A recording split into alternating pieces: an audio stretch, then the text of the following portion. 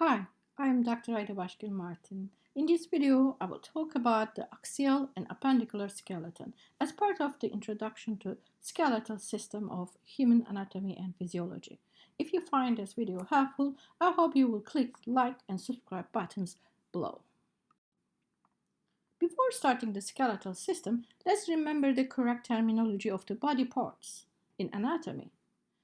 That will help us to understand which bone or bones found in certain body parts and describe them correctly.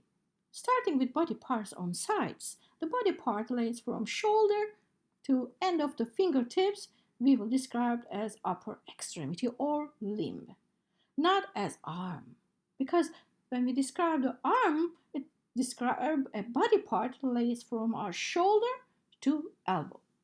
And body part from elbow to wrist we call forearm, and from the wrist to end of our tips of our fingertips we have our hands. In Latin, hands meaning manus. The word manicure originates from that.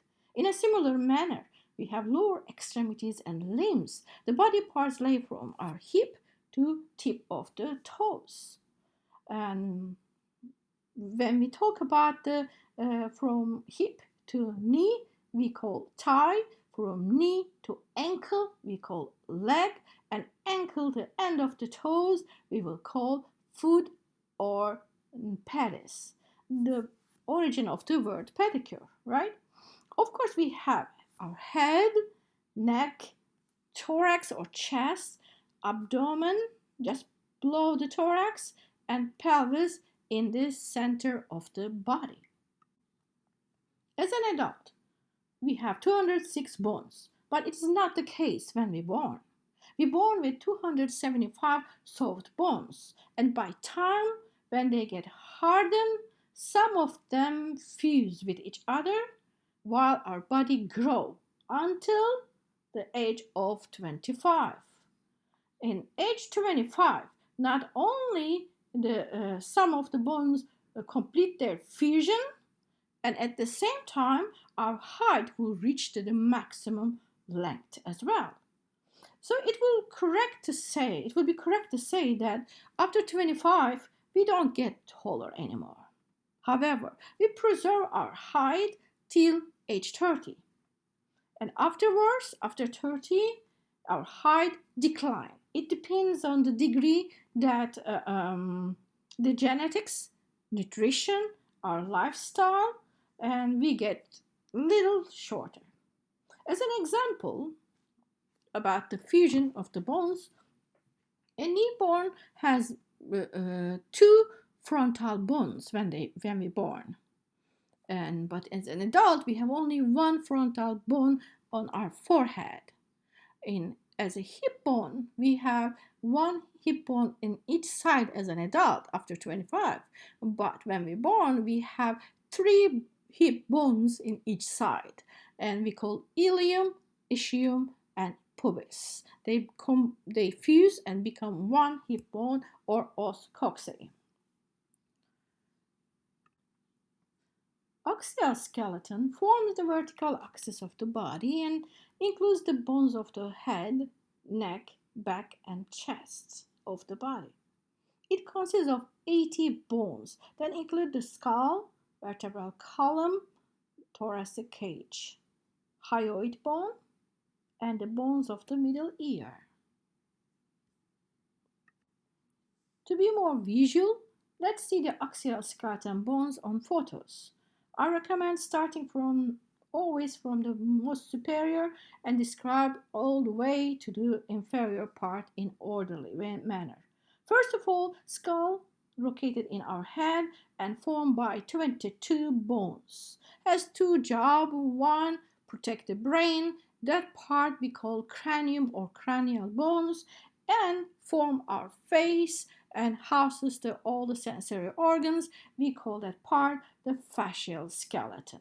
I will talk in details about the skull in another video. Hyoid bone. Hyoid bone is a very interesting bone hanging on anterior neck with muscles like a suspended bridge in the middle, and it is the only bone have no articulation with any other bone. The bones of the middle ear, we have three in each side and bilaterally, and from outmost to inmost, their name is malleus, incus, and stapes. On the back, we have vertebral column as an important part of the axial skeleton. As shown in this color-coded picture, it formed by 7 cervical vertebrae with red color-coded, 12 thoracic vertebrae, bluish purple color-coded, 5 lumbar vertebrae, yellow color-coded, and in an adult, 1 sacral vertebrae or sacrum with the green color-coded and 1 coccyx with the red just below the sacrum. Again, in this picture, we call the sacrum and coccyx in adult as a 1 each. But in newborn, we have 4 to 5 sacral vertebrae. They fuse together to become 1 in adult, and we have 3 to 4 coccygeal vertebrae, tiny vertebrae. They fuse to become 1 in an adult. And the thoracic cage is the last part of the axial skeleton. Thoracic cage formed in the front by sternum. You see, it's labeled with the number 4 in this picture, model of this picture, and 12 pairs of ribs on the front and side. In the back, the thoracic vertebrae complete the thoracic cage. Bones of the upper extremity. In our arms, in each side, we have only 1 bone. We call humerus. In our forearm, we have 2 bones, laterally radius and medially ulna. And on our wrists, we have in both sides 8 small bones, short bones that we call as general carpals or carpal bones. In our palms, we have 5 metacarpals, and in our digits or in our fingers, we have 14 phalanges. In our lower extremity, we have thighs, thigh bone or femur in each side. In our thigh, in our leg, we have tibia in the medially, fibula laterally, and knee, we have an extra patellae in both sides.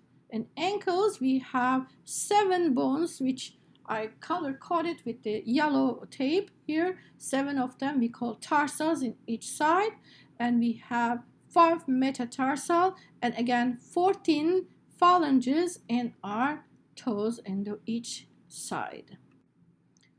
Pectoral girdle has 2 bones in each side, scapula and clavicle. And pelvic girdle formed by 1 hip bones or os coxae on each side in an adult skeleton. Test your knowledge. Which one is belong to the axial skeleton? Tibia, humerus, sacrum, or carpals?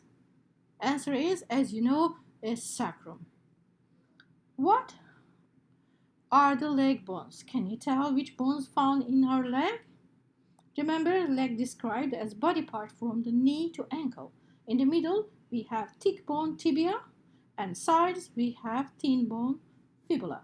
How about which bone or bones make arm? Only 1 bone we call humerus in each side. Because we have only 1 bone in each arm, we measure the blood pressure from the arms to take the most accurate result, due to which the cuff of the sphygmomanometers can trap the arteries between the cuff and the humerus. I hope you enjoyed and learned the subject we discussed. Feel free to click subscribe button to be aware of the newest videos. Have a good day.